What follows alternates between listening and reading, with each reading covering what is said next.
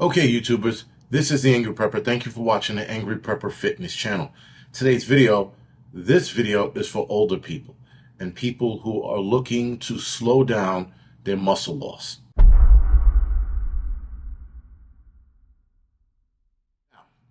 As we all know, after the age of 30, give or take, we start losing muscle. And especially if you're not using it, especially if you are stagnant, laying around, doing nothing, being lazy, or just working, but not doing anything active for the muscle, right?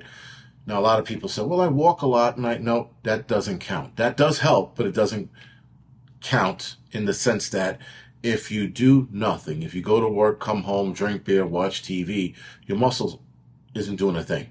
And we all need muscle the older we get.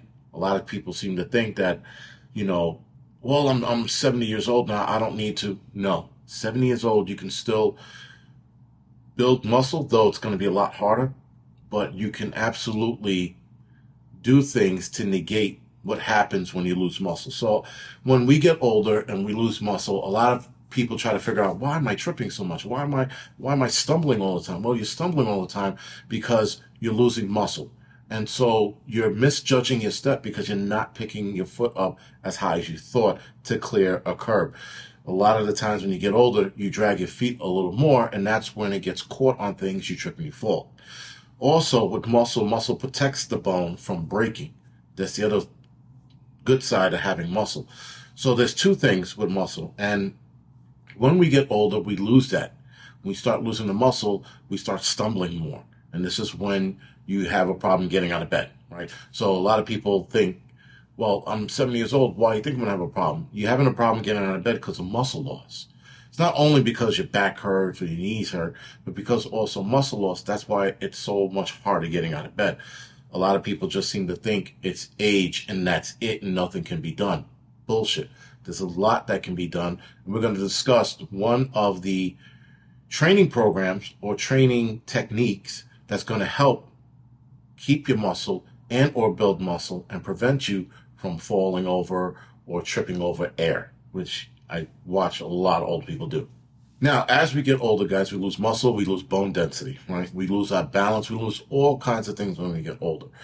And again, it starts at 30, but you don't really notice it at 30. You don't really notice it at 40, but you start noticing it more like in your 60s, right? And again, the less active you are, you're probably going to experience it a little earlier. But if you stay active and you stay training, you're going to be fine. Hell, you might not have trained in the last 10, 20 years. Now you're 65, 70 years old. You could start training at 65, 70 years old and reverse a lot of the problems that you're about to start having if you start training now. Now, one of the training, not one of it, but the training regimens that's good for older people is resistant training. Now, we're going to get into the resistant training, what kind of resistant training you should be doing, but to emphasize muscle loss, guys, muscle loss also complicates matters, right? So muscle loss will dictate how well you recover, or cope with cancer, surgeries, lung issues. This is how muscle helps as you get older.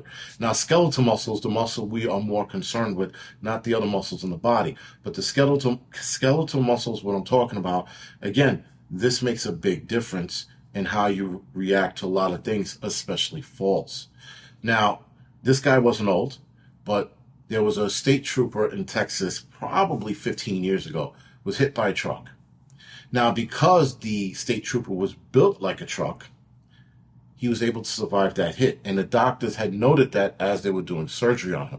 Now, if I'm not mistaken, this was in a reality TV show that was based on a hospital in Texas. So the Texas state trooper comes in, and basically the doctor said, well, because he was built like a shit brick house, it is why he was able to take that hit and be able to survive that hit. And again, this was 10, 15 years ago. I wish I was able to follow up on this guy, but I never really looked into it afterwards. But nonetheless, his muscles saved his life. Muscles are going to save your life during your duration of your life. There's a lot of things that can happen. Again, you can get hit by a car, you can fall out of a window, you can even get shot. And in a lot of cases, guys, muscle is going to save your life in that regard. Now, obviously, if you get shot in the chest, doesn't matter how much muscles you have, it's going to kill you, right? But there are a lot of things there's a lot of things on how muscle will save your life. Now, I mentioned resistance training earlier. Strength training also is going to help save your muscles or slow down the loss of muscles. And it's going to slow it down dramatically, right? So if you're sitting around doing nothing like a slug, you're going to lose muscle a lot faster than the guy, the 70-year-old who's in the gym still working out, still hitting it. The 60-year-old who's still in the gym working out and hitting it.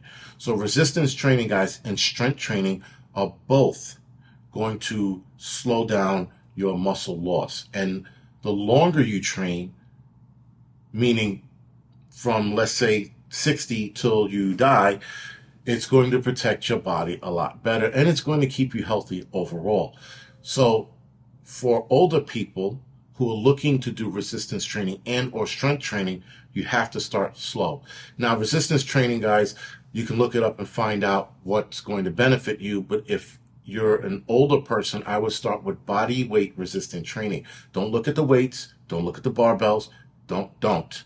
Because you can look at it and probably get hurt at your age. So what you need to do is start with body weight resistance training at first, and then work your way up to weights. In some cases, I would say use rubber band training. Rubber band resistant training is probably going to be the best for seniors. Strength training, guys, again, you're going to use body weight at first, and then you're going to work your way up to an empty bar and a very, very light dumbbell, and then you're going to move up to there. Now, if you were an older guy, if you're in your 60s and 70s and you used to lift, you could probably use weights, but I would start slow. Don't go, when I was 18 years old, I used to bench 500 pounds. Don't do that shit. Don't be that fucking 7-year-old who thought he could still lift 500 pounds. Drop that weight dramatically. Drop it all the way down to the bar.